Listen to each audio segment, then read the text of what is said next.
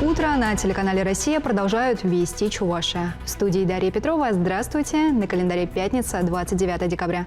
Сегодня в Чебоксарах пройдет акция «Операция Дед Мороз». Троллейбусы города «Добрый волшебник» вместе со своей внучкой Снегурочкой будут поздравлять жителей и гостей столицы.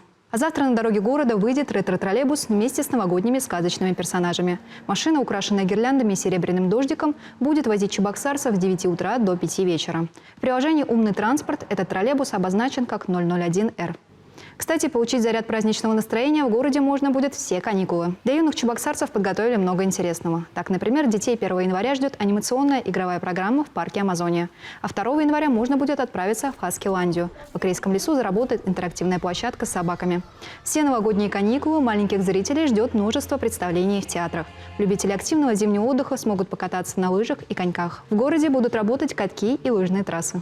Пятница – время ваших историй. И сегодня многие из них тоже связаны с предновогодней тематикой. Подготовка к долгожданному зимнему празднику идет полным ходом. Вот такой арт-объект появился в Канаше возле администрации города. Смастерил его своими руками папа ученика местного лицея. А вот так ярко и оригинально украсили свой дом жители деревни Большие Котяки. Елку на Красной площади в столице республики уже облюбовали чебоксарцы. Одни делают на фоне зеленой красавицы яркие фотографии, а другие даже водят хороводы. А еще в Чебоксарах успели запечатлеть белку-нарушительницу. Она перебегала дорогу в неположенном месте. Приятная новость для автомобилистов. Муниципальные парковки в Чебоксарах в новогодние выходные будут работать бесплатно.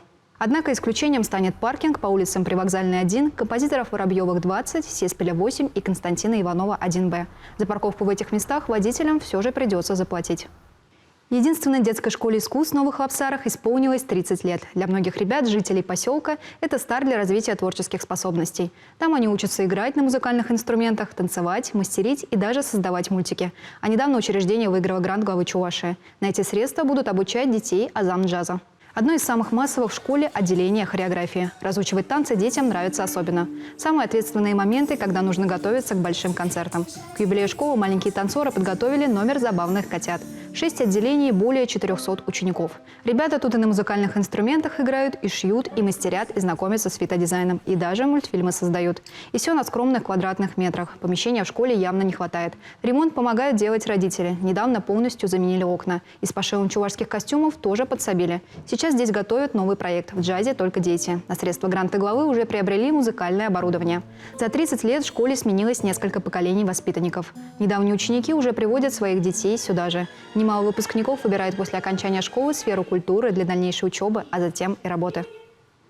Таковы вести к этому часу. Мы поздравляем всех телезрителей с наступающим Новым годом. Пусть 2024 принесет вам только радость, счастье и душевную гармонию. До встречи в эфире.